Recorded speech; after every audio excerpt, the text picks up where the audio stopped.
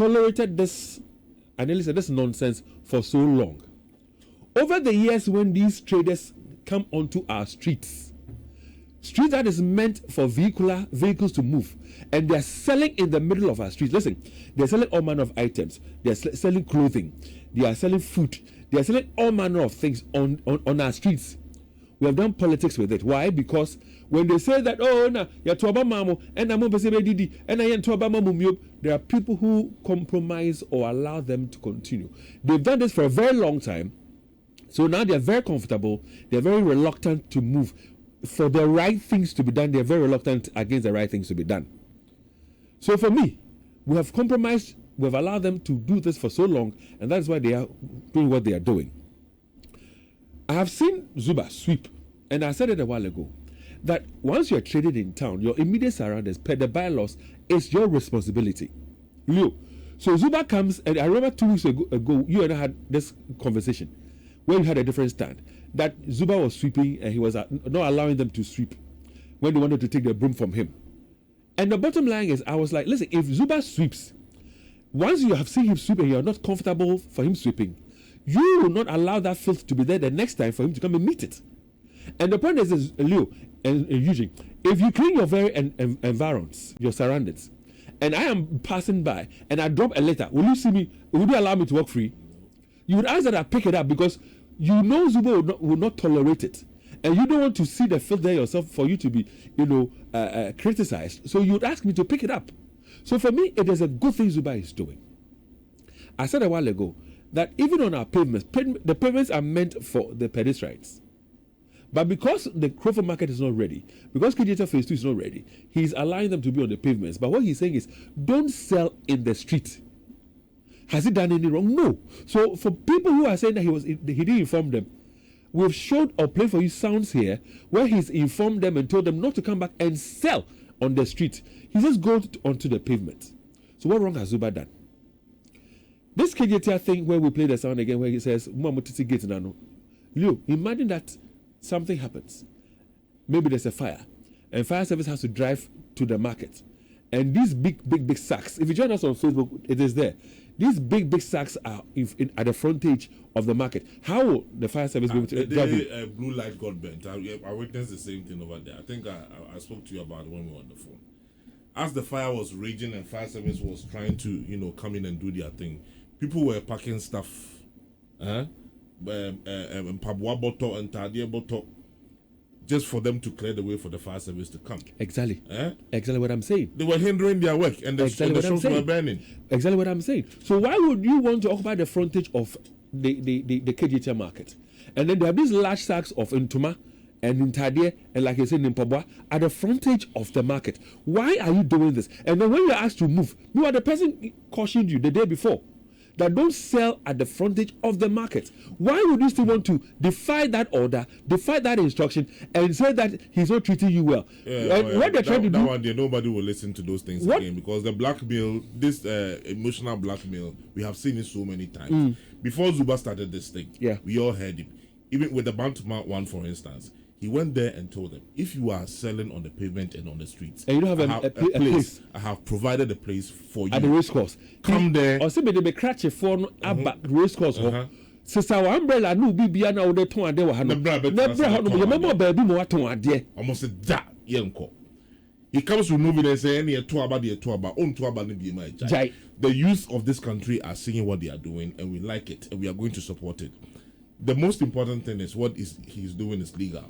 Like what Eugene said, if all those things checks out and he is performing his duties according to the laws of this country, he should not be intimidated by what these women are doing because we are not savages.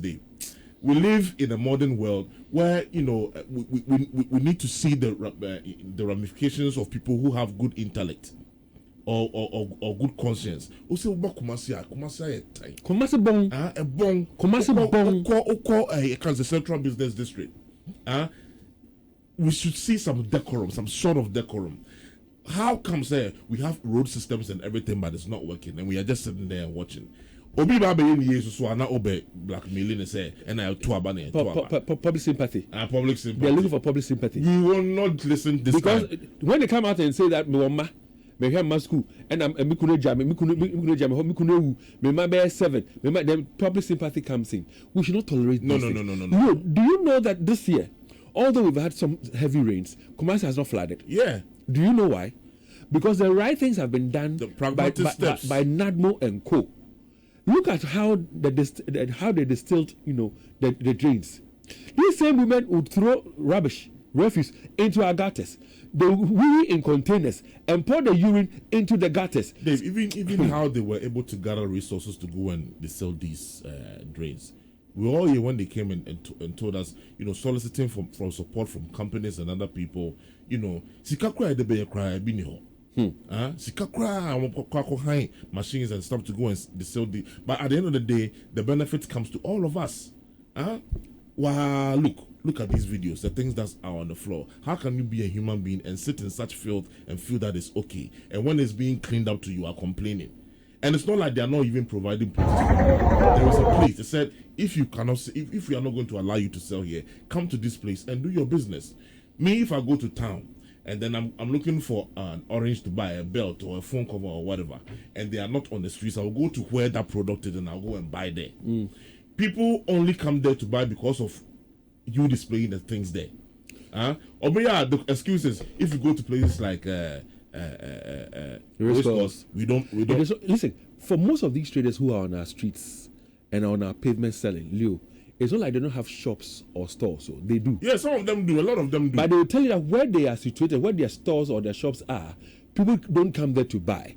So they want to catch them at the gate or the entrance or on the pavement or on the streets. Yet they have shops. Where do they keep these things? Do they leave them on the streets? They have a place where they keep it. They use the shops as wholesale and then bring the goods by the roadside and sell.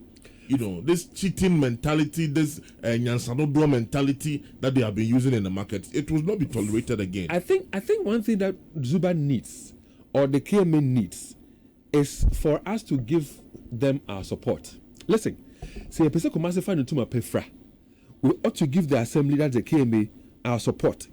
Because if we would allow this emotional blackmail or this public sympathy thing to go on, what it therefore means is that we will not succeed.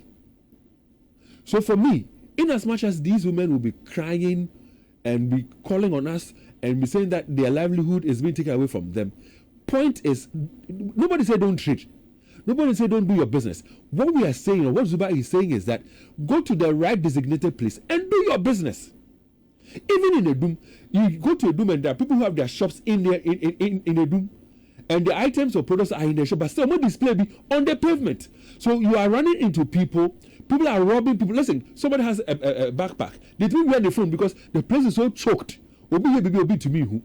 For me, I support this. And that's why I'm saying that for us, we need to support the assembly in this quest to rid our city of this congestion. Yeah, what Zuba is doing, he's showing that he's a son of the land. This goes beyond politics. You know when Akuetteh was doing a similar thing?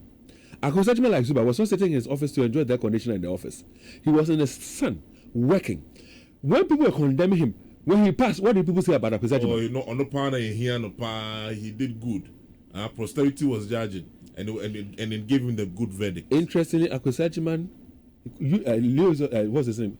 Zuba is also called Akwesi. Yeah. He also has an Ajeman to his name, so he's also Akwesi. And he's doing what he's doing. He's a reincarnation of Okumko. Whether reincarnation or not, for me, he's doing something that we all need to give our support to. One other thing that I think Zuba also ought to pay attention to has to do with the people who, mostly they are Nigerians. And nobody is saying that, for me, no, I won't say they shouldn't come and trade. But they're pushing this thing that they have the phone accessories on. And they are occupying almost the middle of the road. Listen, they are not vehicles. You are cutting your wares you want to sell. Do it by the corner side of the street. Don't be in the middle of the street, because even sometimes they make you who is driving find it difficult to drive because he's driving and he's pushing that thing virtually in the middle of the road. Let's check these things as well. I think we're not supposed to discuss this, but I think we can just, talk a little bit about it. Regarding these foreigners who are doing retail business. Now, Dave, I don't know the last time you went into town proper. Have you seen that now they are bringing this thing where they use wheelbarrows to sell beans and other grains foreigners. No, I haven't seen that. Nigeria and Mali and all these places. I haven't seen that one, no. And to say in the first Nanka, you go and buy it in sacks from them, no, as they are supposed to do. Now they are putting them in wheelbarrows and selling it in Konku. Like that. No, but the point again is, who's supposed to enforce the law? Exactly. The law says, and let me just quickly Google this up and share this with, our listeners, because they're supposed to get about $1 million for them to be able to also. So this is, they say foreigners require a minimum investment of $1 million US in cash or goods to do ordinary retail trading in Ghana, according to the Ghana Investment Promotion Center, GIPC. That's the act. So the question is, who is supposed to ensure that they comply to this? If we say they're not concerned and they're doing this, then it's JR.